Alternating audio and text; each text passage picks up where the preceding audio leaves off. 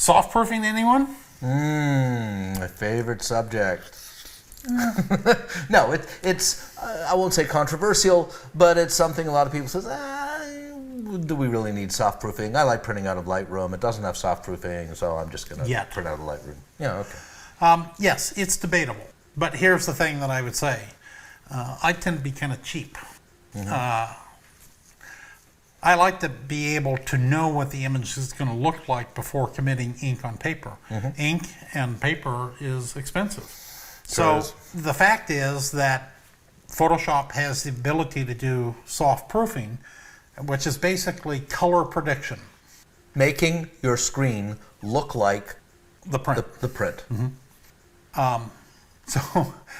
Yes, I have a tendency of doing soft proofing pretty much anytime I make a serious print. Now, having done it once, then I don't need to do it again. So a lot of my prints are already set up to just hit the button and go.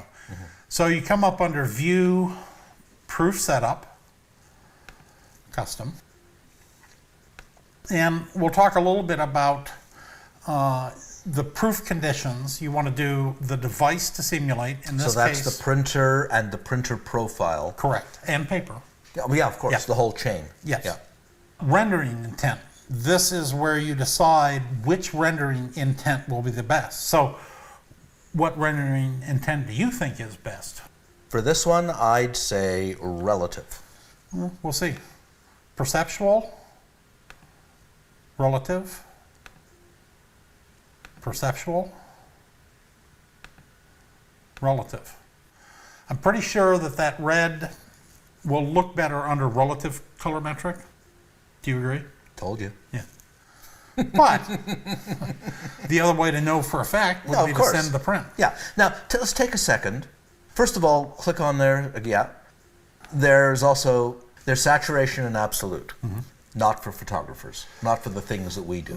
Absolute colorimetric can be useful if you're doing a soft proof print of a press, but it's more of a graphic arts. Saturation is a rendering intent that is really designed for business graphics. That's what it was designed for. So for us photographers, perceptual or relative are the two that we want to choose between, and those are the two that are available for printing out of Lightroom. Yep. Okay. So we'll stick with relative colorimetric. Now, take a second and describe what is the difference between relative and perceptual. Okay. So perceptual rendering attempts to maintain the color relationship of outer gamut colors into the gamut of the output device. So I'm sure we have some colors that are out of gamut, although not necessarily way out of gamut. So perceptual will remap those outer gamut colors into gamut. They take the colors that are outside of the bucket and squeeze squish them in. It will have an impact on saturation and luminance, absolutely. Relative colorimetric essentially says, okay, well, up to the boundary of the gamut of the output device will maintain the data that's in the file, and anything outside just gets clipped. It's a hard So if it doesn't fit into the bucket, it falls on the floor. Yes. Okay. Don't you love these simplified? simplified explanations? Now, the thing about preserve RGB numbers, you don't want to do that because that is actually what the device to simulate RGB numbers. If you were to send it with no color management, this is what a ProPhoto RGB image would look like. So if it hurts when you do that, don't do that. So here's the next. No, that's not the next. Black point compensation. Oh yeah, leave it on. Yeah, but do you want to explain it? Well, I explained it in the color management Explain it again. setting. Basically, it maps not only the white point, it maps the black point of the image to the black point of the printer. The next thing is display options on screen. Catchy copywriting on the part of the engineers. What they really should say is make my image look like crap button. Because when you click it, watch what happens. It dies. Well, what this is actually doing, the simulate paper color, the paper has a little bit of bluishness to it because of the OBAs. The optical brightening agents, and Yes. we'll talk about those eventually. And then the simulate black ink, what this is really doing is making the image on the display be as light in terms of the D max as the print. The main reason that I like to do soft proofing is not so much the color these days, because these wide gamut printers can print a very large total volume of color. But the problem is going from a screen that may be 500 to 700 to 1 contrast I think range. this is rated at 1,000 to 1. Okay, so 1,000 to 1, it's even worse. When you print out to a glossy paper, it maybe has a 250 to 1. Right. So if white on the screen is white on the paper and black on the screen is black on the paper, you've got to do a huge compression. It's like shooting a wide dynamic scene with a low dynamic sensor. It literally, you've got to compress the tones. And that's where I think soft proofing can really help. So I actually use the, here I can show the preview before and after. Even in this Adobe RGB display, there's not a big difference. No, not a big deal. But when you do this, that's where you really see the differences. So, And one of the things you have to do is look away. In other words, don't do what you just did, because it hurts. Yeah. Close your eyes, Yeah. click, and then open them again, and it doesn't look so bad. yeah, one of the things that I would suggest is to go ahead and save the proof setup. That way you can get to it easy. Right, you don't have to go through all of that again. Right, just Now what do? I can turn the soft proofing on and off using Command or Control Y. So before, after, before, after. The thing that I would suggest, and this is the way I use soft proofing, is I actually take the image, duplicate it, merged only. Now I've got these two images. Here's the original and here's the copy. I'm going to go up under 2-up display, match zoom and location. There we go. The copy I'm going to use as the aim, and the original I'm going to turn the soft proofing on. If I hold down the space bar and the shift, same on Mac and PC, I can move these shifted together. So here's the thing. You remember back when you used to do color printing and you would do kind of the flick test with filters? Yeah. It's a matter of being able to have an aim point and a guide point. The top image is what it looked like when I did the imaging. The bottom is what it will look like if I made a print without making any changes. right. So one of the things that I can see is I'm going to do, So the reds are a little less punchy. yeah, So is this orangey yellow. yeah, but it's not just the colors. One of the things that I'm doing here, I've got a sculpting layer, which is basically a gray filled layer set to overlay. And then wherever I paint white, it gets lighter. And wherever I paint black, it gets darker. So And how did you do that? well, Well, new I mean, layer, don't just sneak that Select stuff up on all. us.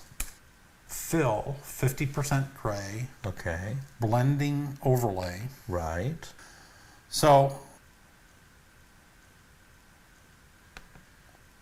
basically now I've got this gray layer that does nothing unless I add white or black. So I'm going to paint in a little brush, black. So this color looks a little light. I can literally paint in darkness. I'm just painting black Yeah, on this I get layer. it. And then if I toggle black for white in the, then I can come in and paint a little bit of lightness. It's really painting lightness and darkness. That's Does that pretty help? I'm going to show Yeah, that's pretty clever. in my camera raw Photoshop workflow, Right. how to really do it to finesse that image that's behind us. This is one example where basically I'm using tone control to adjust the tone curve of the image based upon the soft proofing. And that's an important factor in trying to figure out how the image is going to look, adjusting the tone curve. Okay. Going from the dynamic range of the display to the dynamic range of the print. Right, so you're not really making a deep saturated red or that got desaturated, more saturated, because you can't, because it can't be reproduced. So what you're doing is you're kind of using tonal values to fake it. So I've got here a saved pair of adjustments that I've made, and I'm going to do it from scratch. But here, the aim is to make the image that is soft-proofed look more like the original image. So let me just do this from scratch. 99% of the time, I use a curves layer, and I can use the targeted adjustment tool and say, okay, so generally speaking, I want to darken things down just a little bit in the shadows and maybe punch just a bit lighter in the quarter tones, just to give it on the print a little bit more snap. Are you seeing the, the change? Sure. Okay. I might do it. You actually know what you're doing here, don't you? Yeah, sometimes. Other times I just get lucky. In fact, sometimes I'm lucky I know so much. Although I kind of forget stuff from time to time. My hard drive gets full. So the next thing, now you'd say, well, you know, I made this expensive high-end profile, and why shouldn't that take care of everything? The fact of the matter is that it's just math. It's an algorithm. It's not smart, and it has no control over the aesthetics of the image. So then what I like to do is to do a hue and saturation adjustment. And here is where I'm playing with the relative renderings that the profile will do with the color. So I can see right off the bat that I'm going to add a little bit more saturation, not a huge amount. Then I know I want to go into the reds because the reds down here are cooler than the reds up in the original. So I'm going to move them a little bit hotter. Can you see the change being made there? Punching a little bit of saturation just to get the reds to match a little bit better.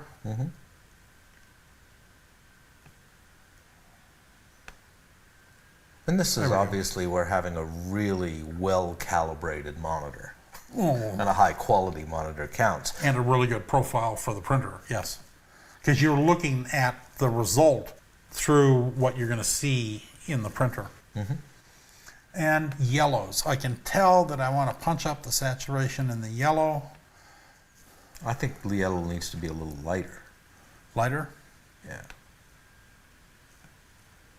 Okay. What about the hue? It's actually not bad. Not bad. Okay. And you can waste a lot of time doing this. Well, you can finesse it and fine tune it, yeah. So what about the blue? Actually, the blue actually doesn't look bad. Yeah, the blue is actually pretty good. Well, partly because of the punch. Yeah. Okay. So basically then what I would do is then create a new layer group and then call this the 7900 Exhibition Fiber Paper Rel Col. Simplify my layers palette here. Get rid of this. So basically what I've done is gone from here is the image unsoft proofed. Down at the bottom is the original. I've added the soft proofing, which, you know, makes my image look like crap. I've done some tone control localized to adjust the way, and this is an aesthetic decision, not just a technical. And then I've done the soft proofing to try to get the printed output to basically match what it looked like originally. Right. And then I'm just going to go ahead and close this because that is just a throwaway.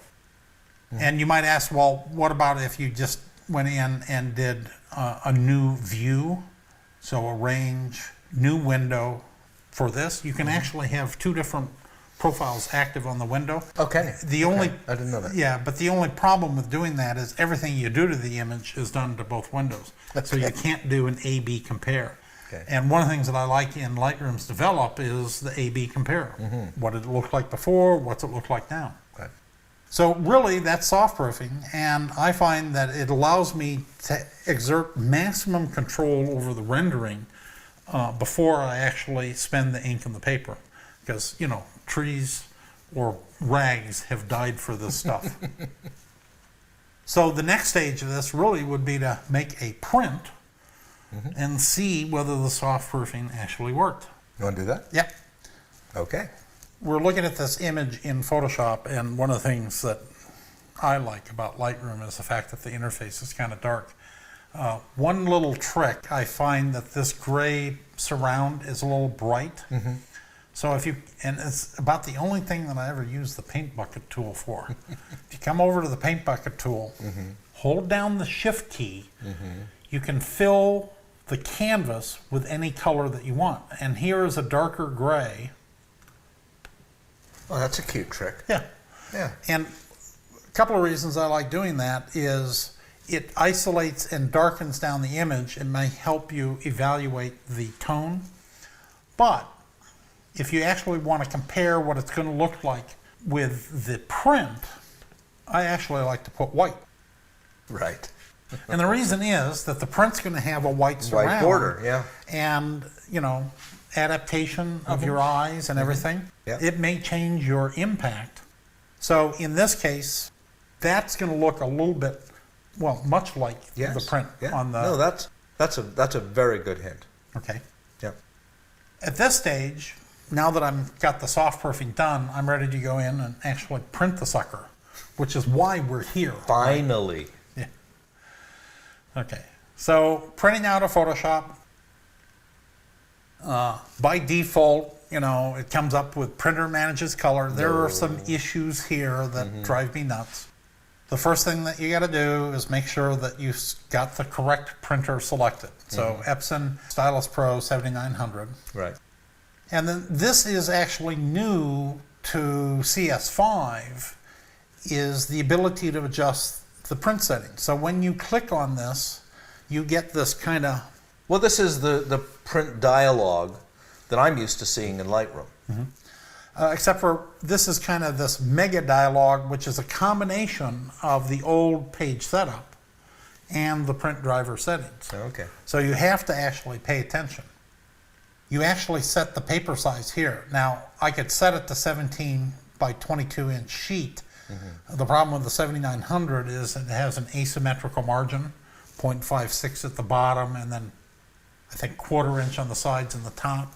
So what I like to do is actually come up under custom, manage custom sizes, and I've created a 17 by 22 that has 0.56 all the way around. And it's a way of making absolutely sure that the image is centered, assuming that the printer is properly set up.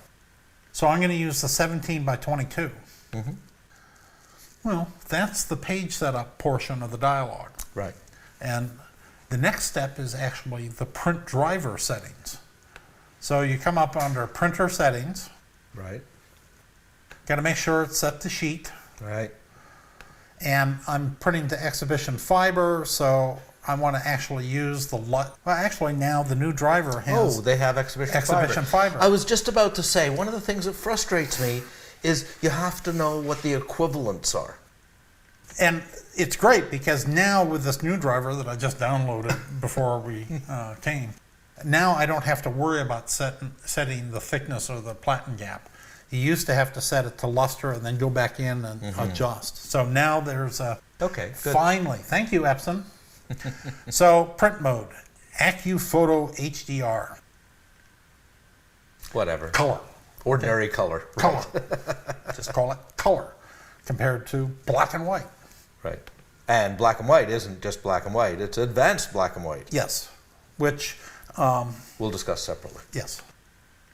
So on the Mac, if you have a 16-bit image, you can actually print 16-bit in the print pipeline. And we'll have a special section talking about bit depth in particular, so that we can kind of get a better understanding. But if you're using 16-bit, there's really no reason to throw it out at the print pipeline. If you're under Windows, and as long as you're using the Adobe Ace CMM printing from Photoshop, there's not a huge difference.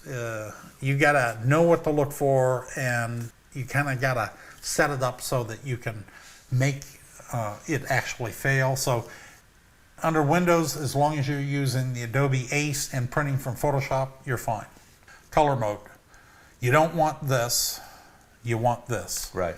Since I've made a color profile and I'm going to have Photoshop handle the color management, I need to turn it off. Okay, so again, let's just make sure, again, for people who may be, newer to this, it seems almost counterintuitive that you want to turn color management off. But the reason you're doing that is you don't want the printer to manage the color. The profile will manage the color. Yes. Excellent. And correctamundo, I might add. And that's what you said, just in other words. Yeah. Okay. You said it in Canadian, I said it in geek. So the resolution, we'll have a special section talking about resolution. Right. And even though it says 2880 DPI, what that really stands for is 2880 droplets per inch, not dots per inch. We'll explain that. So I'm going to print it out at 2880. High speed is bidirectional printing, and as long as you've done an auto head alignment on these new Epsons, there's no reason not to print bidirectionally unless you're actually printing on certain kinds of paper that take a longer dry period. There you might actually get better results printing unidirectional.